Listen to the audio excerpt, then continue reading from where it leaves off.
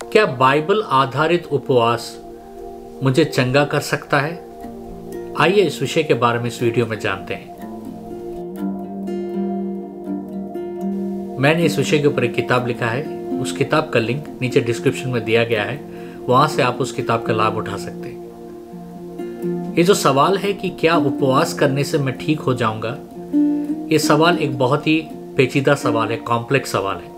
जो कोई भी बीमार है, मैं उनको सलाह दूंगा कि आप उपवास करने से पहले आप अपने डॉक्टर से ज़रूर संपर्क कीजिए, क्योंकि कुछ बीमारियों में आप उपवास नहीं कर सकते। आपको भूखा रहना अच्छा नहीं है, इससे आपका सेहत और ख़राब हो जाता है। हमें एक बात जानना ज़रूरी है कि उपवास हमें कभी चंगा नहीं करता है।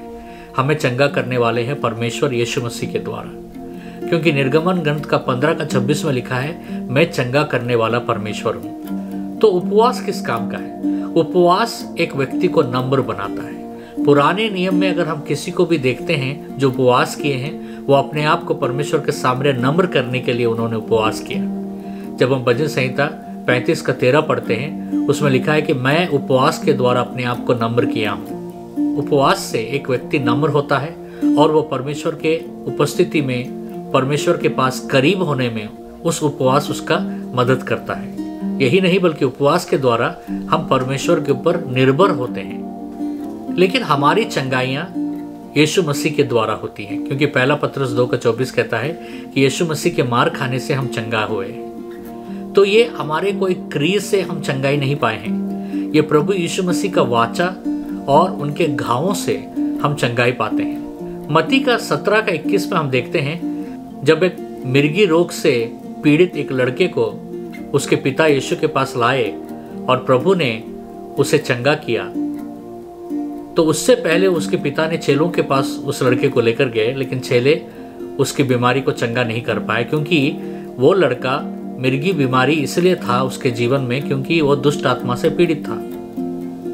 तब चेले शाम को आके प्रभु को पूछते हैं कि प्रभु ऐसे चंगाई कैसे होंगे? तब प्रभु एक उदाहरण देते हुए कहते हैं, ऐसे चंगाइयां और ऐसे दुष्ट आत्माओं को निकालने के लिए उपवास और प्रार्थना करना बहुत जरूरी है। तो उपवास और प्रार्थना आत्मिक युद्ध के लिए बहुत जरूरी है, स्पिरिचुअल वॉरफेयर के लिए बहुत जरूरी है। क्योंकि अगर आप स्पिरिचुअल वॉरफेयर कर रहे हैं, आपको उपवास करना बहुत जरूरी है। लेकिन सिर्फ उपवास से कुछ नहीं होगा, आपको उपवास के साथ विश्वास और प्रार्थना भी जोड़ना पड़ेगा।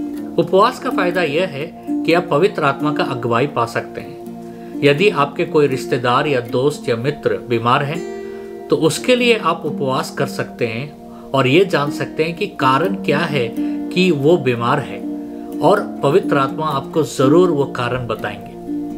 और जैसे पवित्र आत्मा आपका नेतृत्व करेंगे, अगर आप वैसे ही करते जाएंगे, तो जरूर वो व्यक्ति में जरूर चंगाई आएगा। लेकिन सिर्फ उपवास किसी को चंगा नहीं करता है। चंगाई तो यीशु मसीह के द्वारा आता है, क्योंकि यशायाह का 53:5 कहता है, यीशु के मार खाने से ही हम चंगे हुए।